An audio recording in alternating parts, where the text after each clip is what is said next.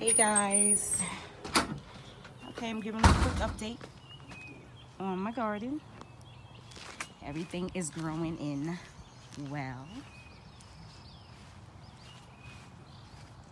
I'm excited for all the elephant ears that survived over the winter. I did not pull it up because I'm in zone 8A and we can keep all of our things in the ground and it will still come back.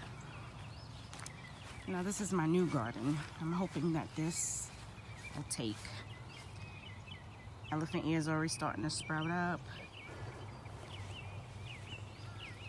I have cannas growing in the back. We'll see how this one takes.